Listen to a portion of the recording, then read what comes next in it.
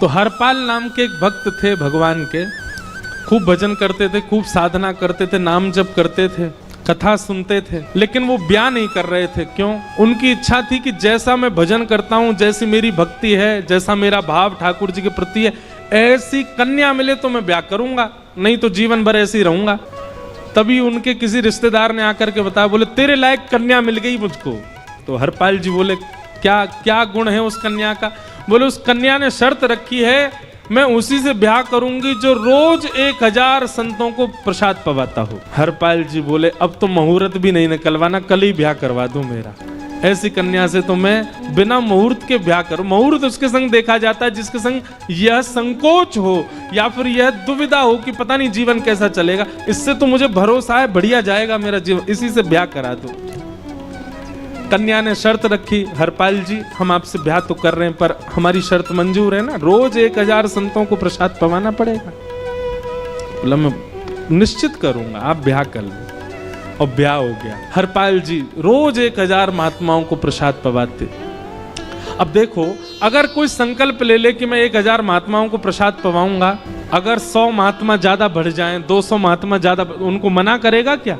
वो तो फिर अपराध बनेगा उससे। प्रसाद पवाने का संकल्प लिया तो जितने आए सबको बैठाने की जिम्मेवारी उसकी। ऐसी कथा में भी होता है, कथा में जितने लोग आए सबका स्वागत होना चाहिए, सबके लिए स्थान पर्याप्त होना चाहिए। कई जगह प्राइवेट कथा करा, हम तो मना कर देते, मत कराओ भैया, आपको अपराध लगेगा। क्यों? वैष्णव को पता चला कि कथा हो रही, वो सुनने आ गया, जगह नहीं मिली या फिर वो बैठ नहीं पाया, तो खाली रहे भले ही स्थान, पर फिर भी स्थान बड़ा रखो ताकि कोई भी आए तो कोई रहे ना कथा से, नहीं तो कथा कराने वाले को अपराध लगता है। वैष्णव बिना सुने चला गया। तो हरपाल जी ने नियम ले लिया, रोज 1000 महात्माओं को भोजन कराते। अब 1000 की जगह कभी कभी 1200 भी हो जाते, 1300 भी हो जाते, 1500 भी हो जाते, लेकिन हरपाल जी करते कुछ नहीं थे। कमाई का कोई जरिया नहीं था, केवल दादा परदादाओं की पुश्त से जो उनके पुश्तैनी धन था उसी को ही खर्च करते जा रहे थे। 1 साल तक बढ़िया चला, 1.5 साल बढ़िया चला, लेकिन 1.5 साल बाद धीरे धीरे धन खत्म होने लगा। जैसे ही धन खत्म होने लगा, हरपाल जी बड़ी चिंता में आ गए, क्या करें। पत्नी को नहीं बताते थे, क्यों? बोले इससे तो शर्त लगी, इसको क्यों बताऊं अपना दुख, इससे तो शर्त मेरी यही शर्त थी कि रोज 1000 संतों को भोजन कराना। तो हरपाल जी ने बाहर जाते और दुकानदारों के यहाँ से जाकर के कर्जा लेने लगे। वो पुराने संपन्न थे तो किसी ने कर्जा देने से मना भी नहीं किया, सब देने लगे, बोले ले जा। इतना कर्जा कर लिया, 6-7 महीने तक कर्जे में भी उनके संत सेवा बंद नहीं हुई। 6-7 महीने बाद मांगने वालों ने मांगना शुरू किया, बोले हमारा दो, हमारा दो, हमारा दो, किसी का नहीं दे पाए। तो पूरे नगर में ये हो गया कि भैया हरपाल जी अब पहले जैसी स्थिति में नहीं है, कर्जा इनको देना बंद करो, ये देते ही नहीं है पैसा लौटा करके। सब बिगड़ने लगा, धन नष्ट हो गया, इज्जत चली गई, लेकिन उनकी संत सेवा नहीं रुकी, रोज संत सेवा करते। एक दिन मन में विचार करने लगे, अब क्या करूं, अब तो मुझे कोई कर्जा भी नहीं देता, गहने भी सारे बिक गए, धन भी सारा खत्म हो गया। तो हरपाल जी ने मन बनाया कि मैं चोरी करूंगा, और चोरी करके ठाकुर जी, आप लोग मत करना ऐसा, चोरी करूंगा। हरपाल जी चोरी करने जाने लगे, लेकिन हरपाल जी का नियम था कि वो किसी के धन की चोरी नहीं करते थे। संपन्न लोगों के घर में जाते थे और उनकी रसोई घर की सामग्री चुरा लाते थे, चीनी, दाल, आटा, चावल, मूंग, नमक, मिर्च, ताकि भंडारा हो जाए सुबह। इस प्रकार महाराज चोरी होने लगी। एक घर की हुई, 2 घर, अब तो हल्ला होने लगा, बोले कि घरों की सामान, राशन चोरी हो जाता है। वो बड़ा विचित्र चोर है, धन नहीं चुराता है, राशन चुरा के भागता है। ऐसी चोरी होने लगी महाराज। अब तो लोगों ने अपने अपने घरों में पहरेदारी शुरू कर दी कि चोरी ना हो। तो हरपाल जी को और दिक्कत होने लगी, क्या करें, कैसे करें। धीरे धीरे हरपाल जी इस स्थिति में आ गए कि अब संपन्न लोगों के यहाँ उन लोगों को ढूंढते जो ना कभी संत सेवा करते ना वैष्णव सेवा करते, और उन लोगों के यहाँ जाकर के थोड़ा बहुत धन चुरा लेते, स्वर्ण चुरा लेते। करना कुछ नहीं, अपना घर नहीं बनाते थे, बसाते थे, संत सेवा करते थे। ठाकुर जी रीझ गए हरपाल से। ठाकुर जी बोले देखो ये सब चोरी कर करके और मेरे संतों को पवा रहा है। ठाकुर जी बोले इस पर अनुग्रह करने जाना है। भगवान सिंहासन से उठ करके तैयार होने के लिए गए और बढ़िया महाराज नकली सी मूछ लगा करके ऊपर सिर पर पाग पहन करके और थोड़ा पेट सा बाहर निकाल के गले में खूब सारी जंजीर डाल के हाथों की हर उंगली में अंगूठी पहन करके सोने की जूतियां डाल करके कौंधनी सोने की पहन करके और एक बैंत समझते वृद्ध लोग लेकर के चलते बैंत सोने का मड़ा हुआ बैंत लेकर के ठाकुर जी तैयार हो गए, एक सेठ जी बन गए। लक्ष्मी भैया ने पूछा भगवान बड़ा सुंदर स्वरूप धारण किया, कहाँ जा रहे हो? बोले अपने एक भक्त से मिलने जा रहे हैं। रुक्मणी जी बोली मैं भी चलूंगी। भगवान बोले तुम मत चलो, तुम उसको पहचान नहीं पाओगे, तुमसे अपराध बनी जाएगा। बोले नहीं भक्त दर्शन करने मैं तो जाऊंगी। भगवान बोले जल्दी तैयार हो जाओ। रुक्मणी जी एक सेठानी बन गई, ठाकुर जी सेठ जी बन गए और दोनों ने मन में विचार किया कि हरपाल जी को दर्शन देना है। और यहाँ हरपाल जी की स्थिति क्या थी? अब संत सेवा के लिए कहीं से भी धन नहीं मिल रहा था, तो हरपाल जी एक मार्ग पर जाकर के बैठ गए और सोचने लगे कोई धनवान यहाँ से निकलेगा तो उसको लूट लूंगा और लूट के भाग जाऊंगा, सारा धन संत सेवा में लगा दूंगा।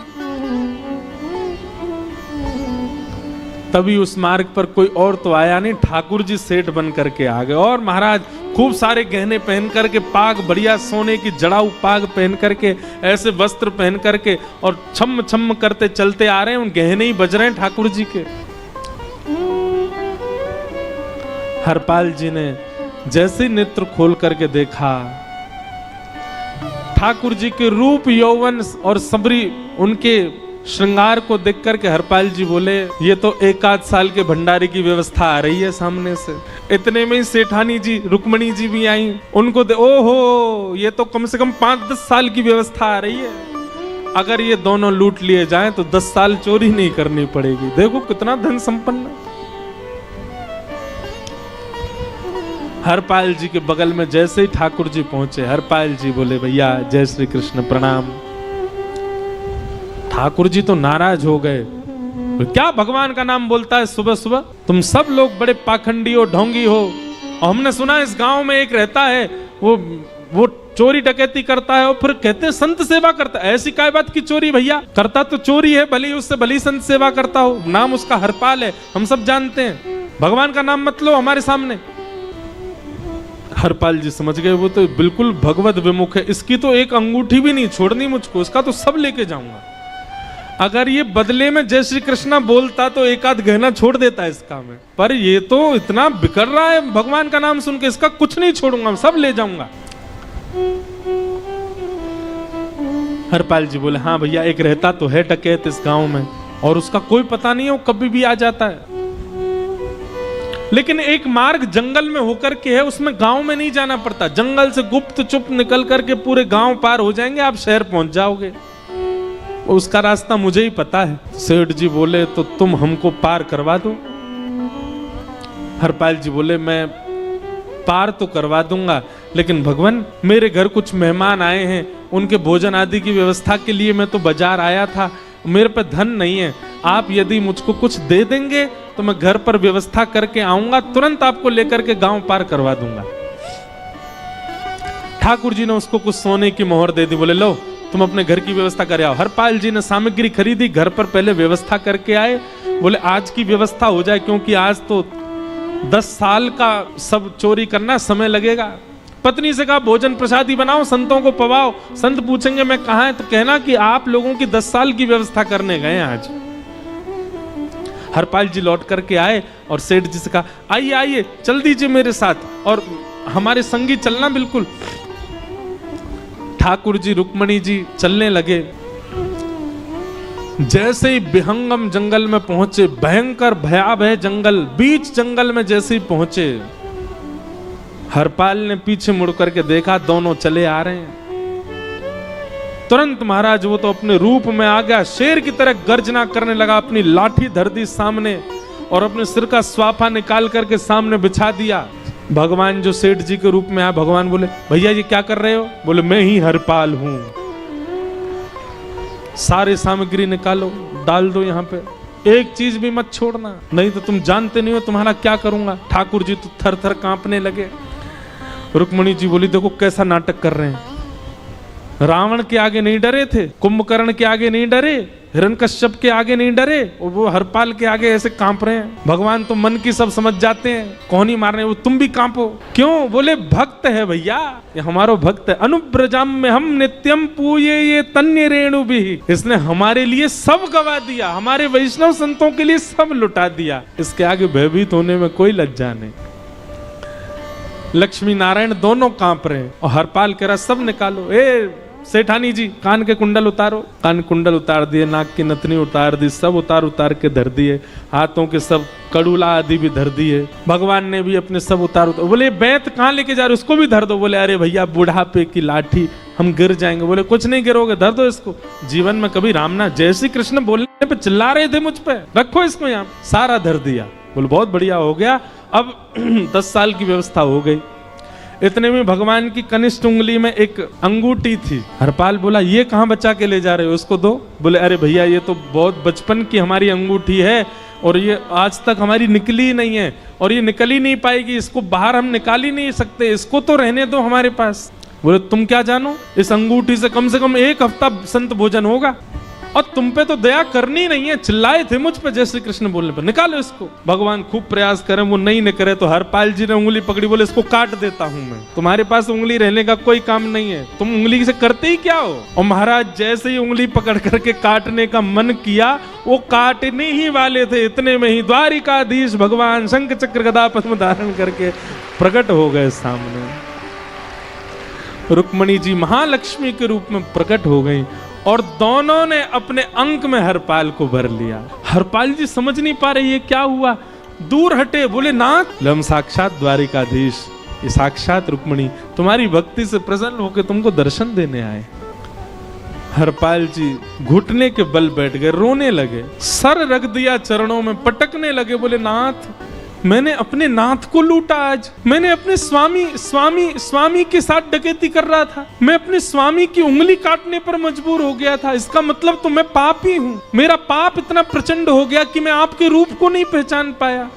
भगवान ने हृदय से लगा, नहीं हरपाल तुमने कभी अपने लिए प्रयोग थोड़ी किया, तुम्हारी पत्नी भूखे सो जाते हो लेकिन संतों को भूखा नहीं जाने देते।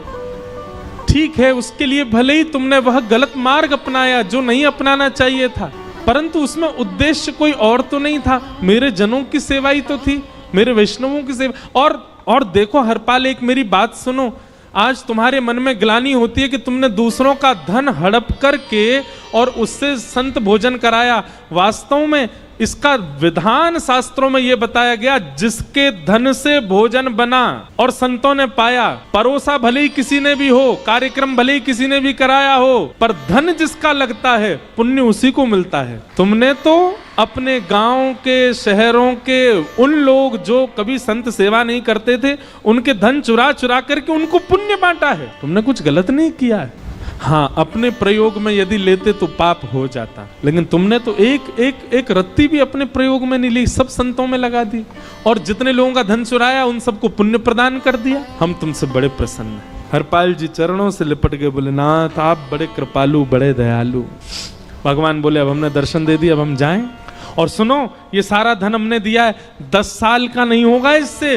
तो बोले जब तक तुम जीवित रहोगे तब तक की सेवा बनेगी, इससे संत सेवा चलती रहेगी। ये सारा धन आभूषण हम लेकर के इसीलिए आए थे ताकि तुमको अब कभी किसी से मांगना ना पड़े, किसी से हड़पना ना पड़े।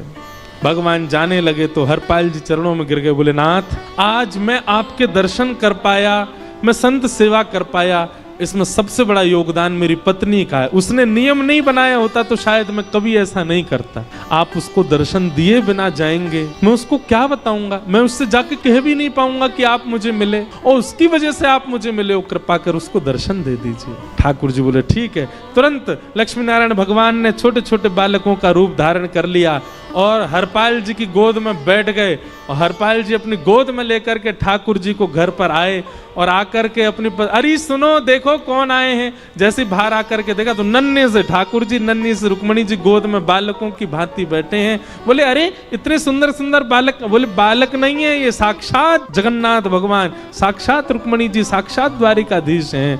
तुरंत ठाकुर जी अपने रूप में प्रकट हो गए और दोनों दंपति को दर्शन दे करके भगवान वहां से प्रस्थान कर गए।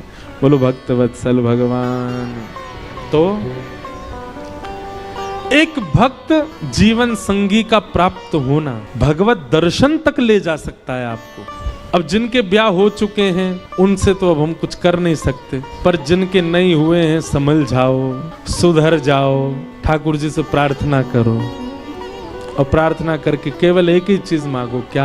हम गृहस्थी हैं नाथ, ये गृहस्थाश्रम है, हम इसमें आ चुके हैं, अब कृपा करके हमारे जीवन में जो भी आए वो आपका भक्त आए। लेकिन आपके अथक प्रार्थना करने पर भी ठाकुर जी ने यदि नहीं दिया तो भी चिंतित मत होइएगा। मीराबाई को भी नहीं मिले अनुकूल, करमेती बाई को भी नहीं मिले अनुकूल, सक्कू बाई को भी नहीं मिले अनुकूल पति,